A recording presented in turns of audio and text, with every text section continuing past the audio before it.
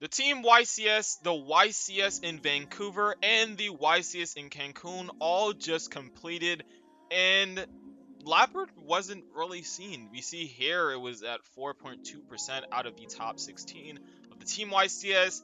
I think there was like 1 or 2 tops maybe in Vancouver, and then 1 or 2 tops in Cancun. But the deck just doesn't seem that good. And it could be because of Kashtira just being as good as it is, but for the most part, it could be because Unchained is such an unfavorable matchup for the Labrynth archetype. And yeah, I would agree with that because you can't really destroy their cards, and a lot of Labrynth's disruption comes from the lovely Labrynth destroying your cards, as well as stuff like the Dogmatic Punishment, which was really popular, as well as just other trap cards are just not really that well. If you book them with the Karma Cannon, yeah, that works, but it doesn't stop them entirely, like you can catch their strategy, or maybe even the Pearly strategy from XYZing into the E purely or the X purely cards. So yeah, what is the direction we're going to take with something like Labrynth?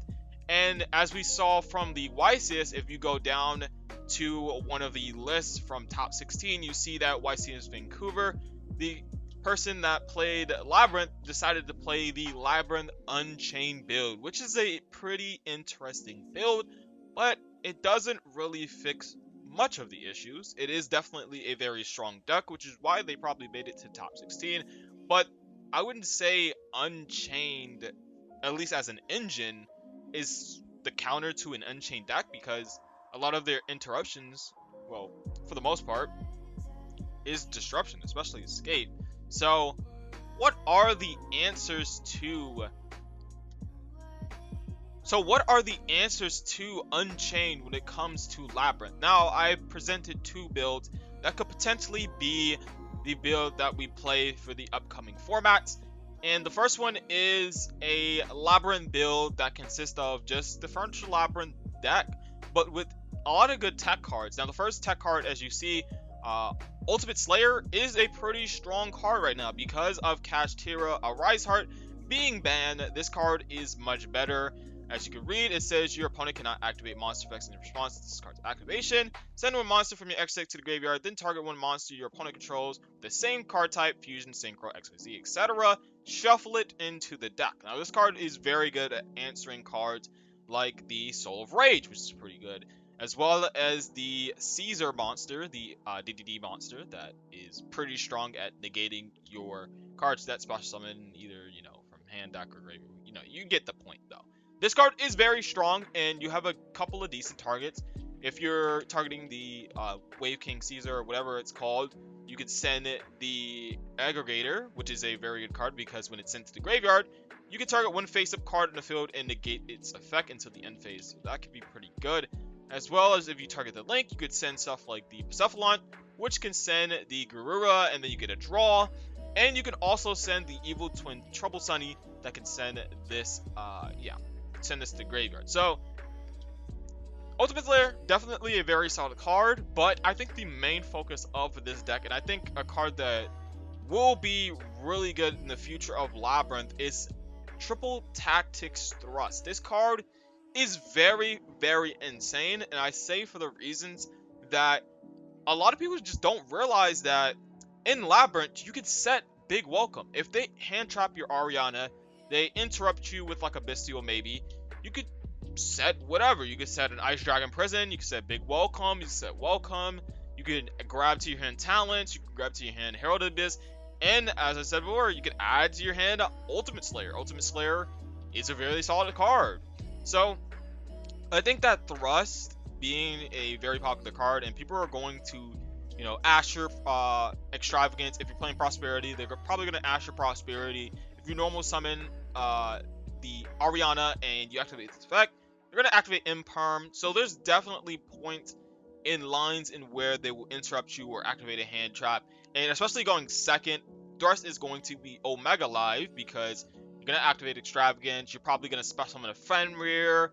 You're probably going to, normal summon an Ariana. There's a lot going on. So you could definitely bait out Negation, and then you could just set up your Big Welcome for the next turn, or maybe one of these strong cards like Ice Dragon Prison or Tears of the Overworld. So I think the main problem, and you're probably already guessing, is that in a trap deck, it is very hard for your opponent to interact with cards like Thrust. Now, the catch here is that you have the Labrynth cards, specifically the furniture cards, which can discard or send the Triple Tactics Thrust or any of the dead cards you have in your hand turn 1 to the graveyard, so you can set up stuff like Big Welcome and Welcome or the Labrynth. So that is why Thrust is very good in this deck, and which is why I want to experiment with this card and give you guys thoughts on this card, as well as try it out for yourself, because I feel like Triple Tactics Thrust being a card that's going to be insane the next format, and was already insane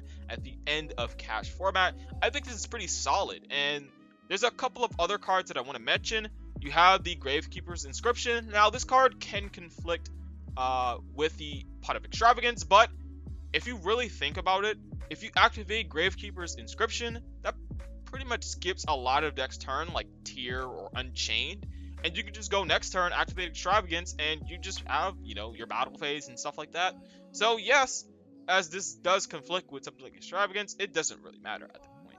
Another card, Herald of the Abyss. I think this card is better than XYZ Encore, because in a deck like Labrynth, you're not going to kill the Purely opponent or like any deck very fast. So giving them the extra body or bodies on the field, it's just not worth it. And I think that Herald of the Abyss is more versatile than something like XYZ Encore. So I think Herald of the Abyss is definitely a stronger option. Obviously, of course, being searchable by Triple Tactics Thrust. And I'm playing Duster as well. This card is interesting. I think this is definitely needed, and especially against the mirror match and other back row decks. But it's also really good against Purely in case you also draw the Herald of the Abyss in combination with the Thrust, because you can then go Herald of the Abyss, send their monster, and then go Harpy's Feather Duster, get rid of their My Friend, their field spell, which could be pretty problematic for you to out in the Labrynth archetype. And you also have, other cards in your deck that you could search with Triple Tactics Thrust.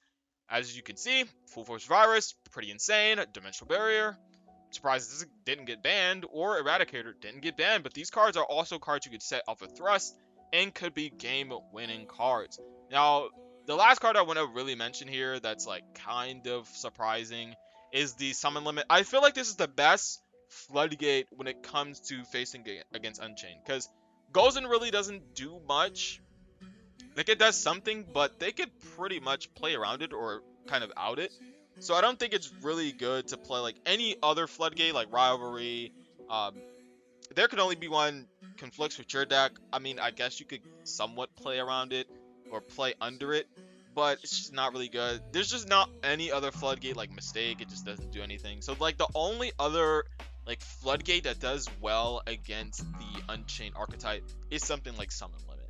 Now again, yes, they can out it with stuff like Cosmic if they play that, or Lightning Storm, but there's just not really much of an option when it comes to beating stuff like that.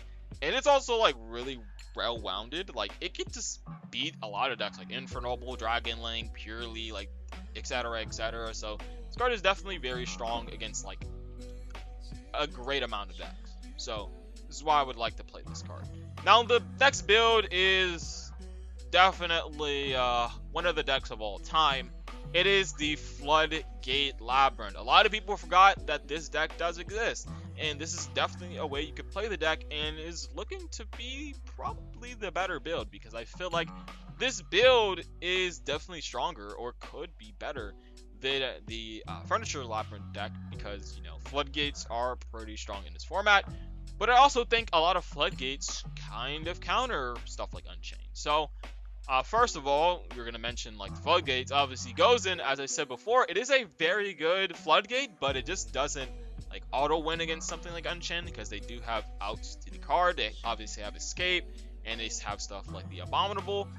But in combination with other cards, it could definitely be very strong. Skill Drain, obviously one of the best Floodgates of all time.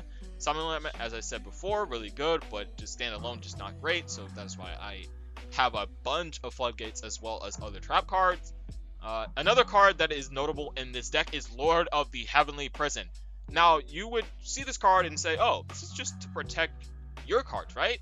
But that's not the thing. The catch here is that it says that set cards on the field cannot be destroyed by card effects. What that means is if your Unchained player sets like an escape or abominable or, you know, a prison, that means they cannot pop it. And even if they set a card, which is like a huge misplay if they see that I revealed Lord of the Heavenly Prison, they cannot pop that either. So Lord of the Heavenly Prison is a counter to Unchained, which is pretty solid. It is also protecting your card. So it's like two birds with one stone, you know, it's pretty strong. Again, with the other cards, you're playing stuff like Solemn Strike, Ice Dragon Prison, Compulse, Terrors of the Honor Root. The most notable card here is Solemn Strike. Now, I feel like you want to cover other matchups. You don't want to just heavily play into stuff like Unchained and then lose to stuff like Infernobles or Menadiums. So having stuff like Solemn Strike is definitely very strong to deal with those negates that can just deal with your Gozen, deal with your Skill Drain, deal with, you know, Ice Dragon Prison. So I think Solemn Strike is definitely very strong. It's not completely dead against Unchained. You can stop the Summon Up Yama. You could negate the effects in the graveyard. So it's not completely dead against Unchained. So this is why I'm going to play this card. And then when we see the side deck, it looks a lot crazier, right? We have stuff like Dimensional Shifter that can cover a lot of decks like Tear Laments and other graveyard strategies that can give you a problem. Drytron, you know, Dark World, all that, etc. Same thing with Droll. These cards deal with the same matchups that can be pretty hard going second, which is why you play these cards in your side deck. And then another card that's really good is Lava Golem. I do like Lava Golem. I think Spearboat is definitely another option you can play. But then it depends on how many people are playing stuff like Infernobles, Menadiums, any of these other combo decks in the format. But I think like Lava Golem covers pretty much a lot of those decks. So I think like Lava Golem is definitely a mainstay in the side deck when it comes to a Labrynth and board breakers in general. And then obviously we're going to be playing Ash because Ash is just the most generic. And then Solemn Judgment, obviously, again, this card is very good at stopping stuff like Lightning Storm, any other blowout cards like Evenly Match. So this is why you play those cards. So that is it, guys. That is it for the Labrynth theory. I'm going to be uploading a couple of decks, Marine Cess, and, you know, other decks that I do enjoy playing for the upcoming format. And let me know what you guys want to see. Maybe you want to see some Dragon Link. Maybe I'll dab in a little with Dragon Link. Maybe you want to see Kashtira. Kashtira pulls BANLIST with no Arise Heart. You know, that deck kind of seems dead, but hot take, I think that Kashtira is pretty fine. I think it's pretty strong. It's not tier 1. It's not like tier 2 even. It might be like tier 3 or even Rogue. But we just have to wait and see. So, let me know what you guys think. I am out. Peace.